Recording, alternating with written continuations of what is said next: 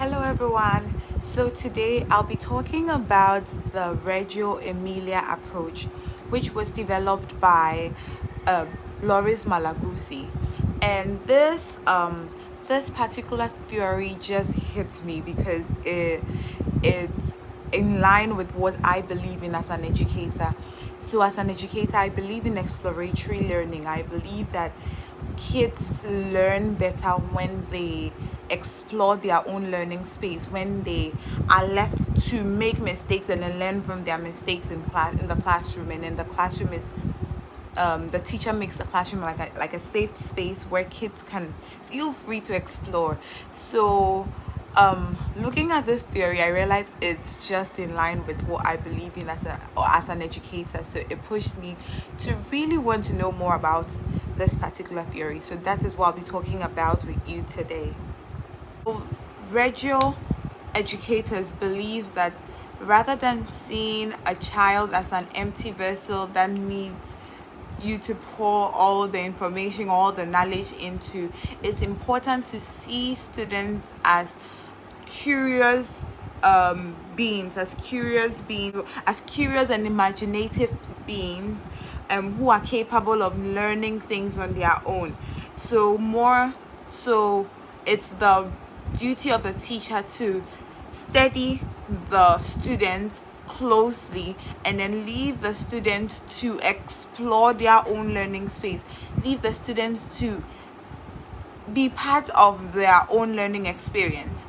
So another key stem of this approach would be the expressive art.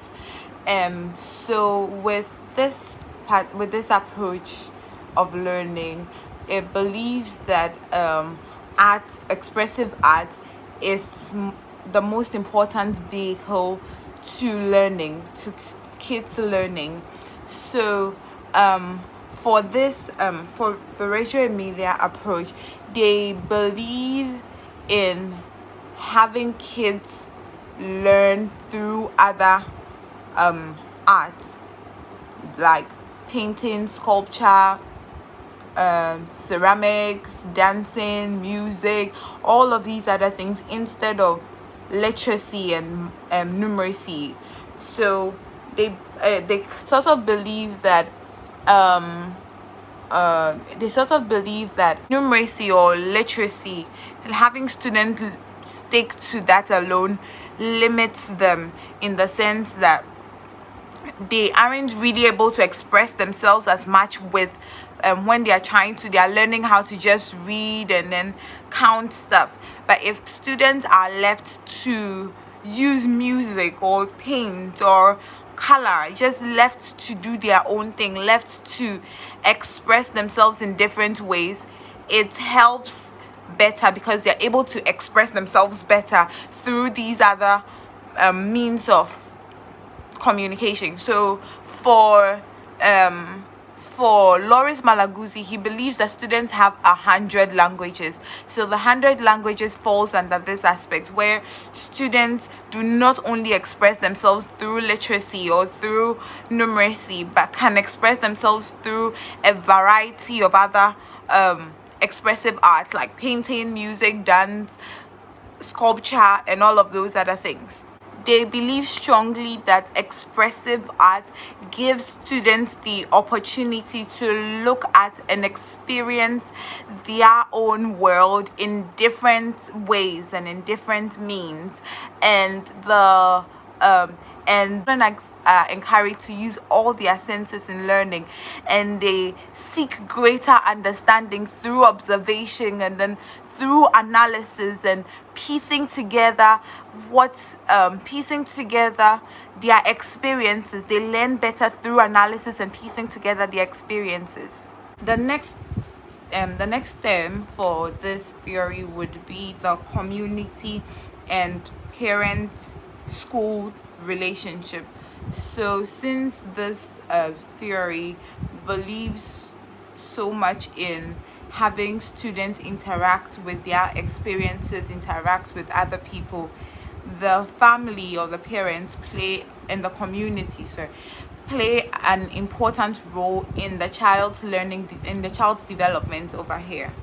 With the Reggio Emilia approach, educators work directly or work hand in hand with parents to try to understand the student better. So since the Reggio Emilia approach believes in teachers having an individual idea about each student, they work directly with parents. They have sit down meetings with parents where they discuss the behavior of students and how their behavior affects the way they learn. So sometimes parents are even made to keep journals and track their kids progress, or how they learn, how they behave at home. And they try to compare it to students in the classroom. So parents aren't left out of the learning experience, but they are made to closely observe their students, closely observe their kids, and share this data with the teachers. And this helps give the teachers a fair understanding of why the child behaves the way they do, or what affects the way the child learns, or how the child behaves in the classroom. With this theory, they believe that children understand themselves in relation to the environment they find themselves in. Yeah, children understand themselves better and grow better in the environment they find themselves in. So it's important as educators to build a loving and warm environment where students are able to feel free enough to learn. They are not scared of making mistakes. They are not scared of not doing well in class, because they know it's a learning process and they learn from it. So it's important as educators to focus on the environment. How are things arranged in the classrooms? How are things displayed? Do kids get to see their own work? Do they get to see their own progress? Can they track their own progress from the things around them? These are all important aspects in the Reggio Emilia approach. And next, I was looking at the Reggio Emilia approach, and I was trying to compare it to my school and what we do as teachers in my school. And I realized I saw so many similarities with this theory. It believes that teachers are learners every time. Teachers learn every time. So teachers are more open to the idea of development and learning development and developing themselves.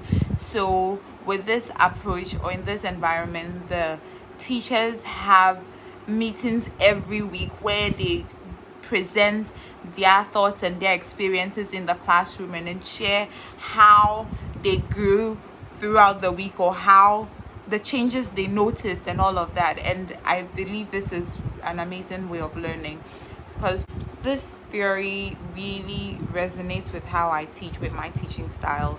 Because for me, as an educator, I try as much as possible to step back and have my students explore themselves. So one of the key ways I put this style in use in my class would be through presentations.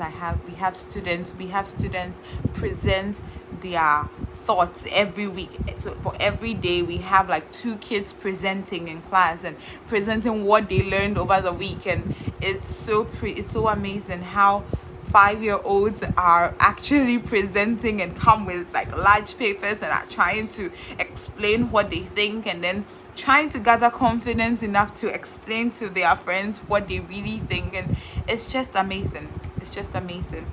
And the part of this theory I loved so much, and I would love to see how it works in my class, would be having parents keep journals of their wards or their kids, so we can track their behavior both at home and in school. It was really nice to see that, like, see parents gather photos of how kids behave at home.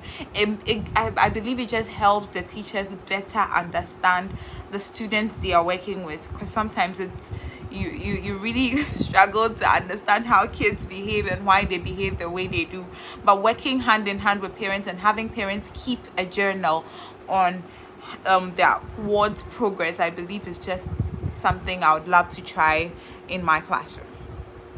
So one of the cons to this approach, according to Spear Gabbing, is the fact that they cannot be it's difficult to test students on a national level and measure them up with students in the mainstream schools,